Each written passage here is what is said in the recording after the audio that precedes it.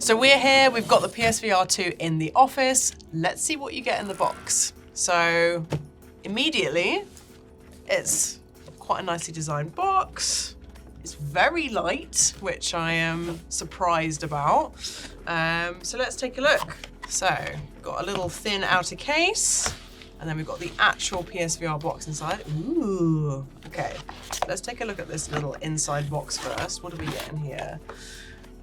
So we've got various guarantees. We've got the instruction manual, which will no doubt tell you about how to set up all the various rooms. And then we've got your USB-C cable, which we'll use to connect it to the actual console.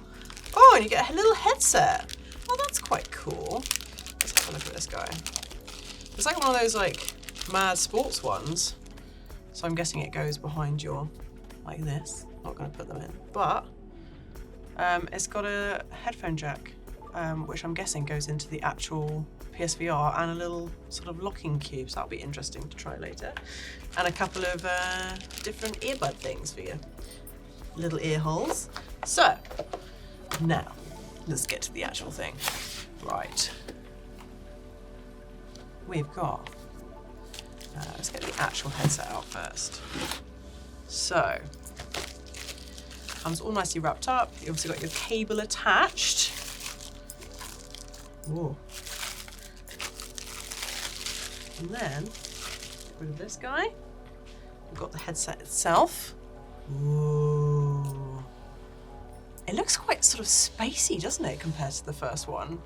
It's very light. My initial thing is just, it's very light, which is good. It's got lots of padding in here for something I noticed when I played Horizon Call of the Mountain is how good the ceiling was when it actually fits around your face. You have this sort of rubber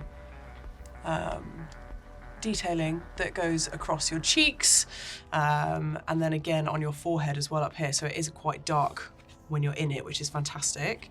The cable itself is coming off the side here, which is unusual. You've got the slots for clipping that little headset in here as well. So we've also got this notch on the back, which is for, there's a button here somewhere for loosening. That one pulls the headset visor out. And then you've also got this little dial here for adjusting the actual distance between the lenses inside.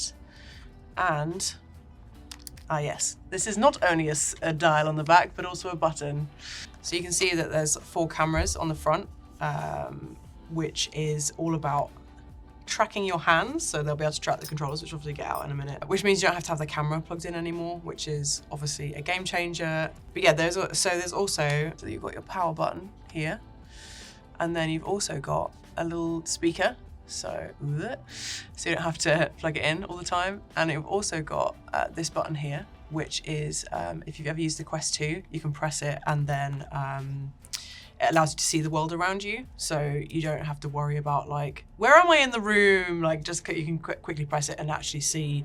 Also, it's great because like obviously the controllers are quite different to any of the other controllers that we've had for PSVR or the actual DualSense. So being able to be like, where's the buttons is going to be pretty handy.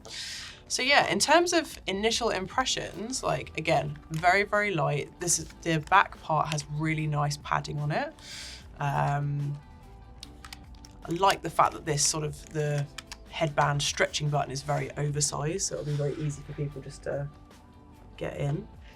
And immediately it's very comfortable, which is nice. Obviously I haven't done any of the adjusting, but yeah, immediately very comfortable. I feel it very silly with it just on like this, but let's take a look at the controllers. Also in the box we've got our 2 controllers, and that's it.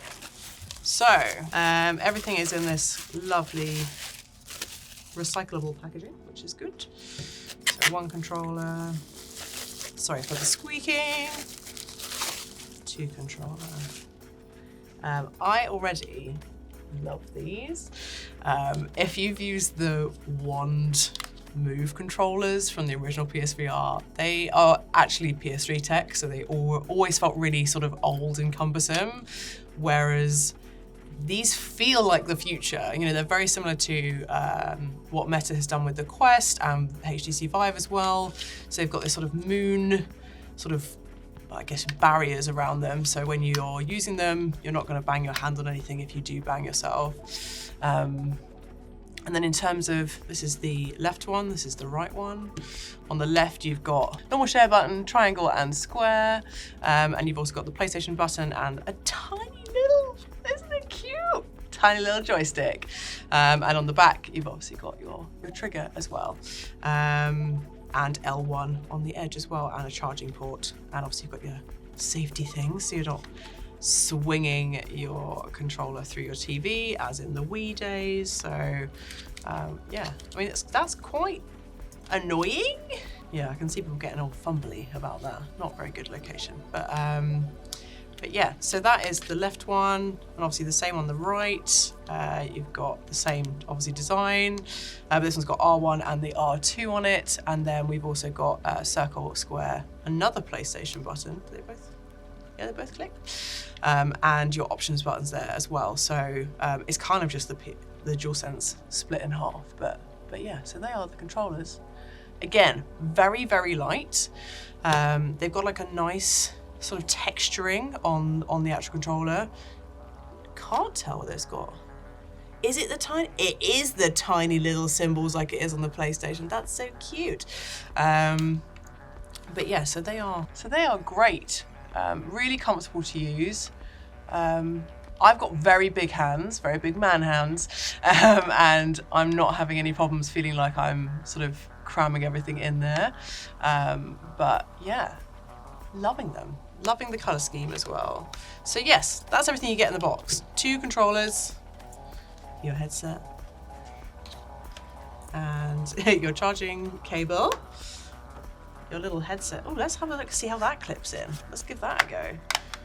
So, ooh.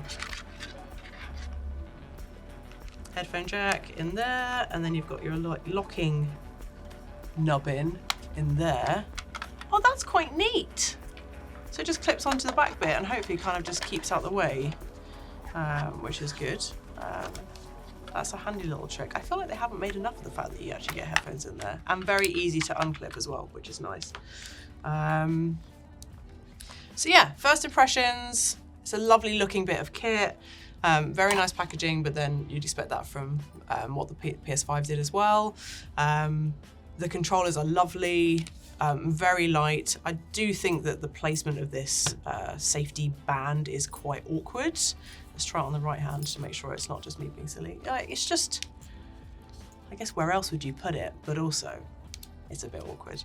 But yeah, I'm very excited to see what these feel like and how quickly you get, because the actual sort of buttons are quite tiny, and remembering which one's which in-game might be interesting to begin with. But yeah, there we go. That's everything we get in the box. As a reminder, this is the standalone package. There is also one that comes with Call of the Mountain as a bundle, but this is £529 or $569, so it's very much an investment. It already feels like it's a much more streamlined, sort of sophisticated design over the original PSVR, much more akin to what we're getting with the Quest, but obviously you are going to be tethered with this cable. It's quite heavy, but again, it's rolled up, but at least it's very slimline. Whether this is going to get in the way, especially if you're doing something that's room scale and a lot more sort of gesticulating, we'll have to find out in our review, but so far it feels really premium. Like, it's all quite lightweight, but also quite well designed. But yeah, we'll be back next week with our full review. Thanks for watching. If you have any questions, then do ping us a line.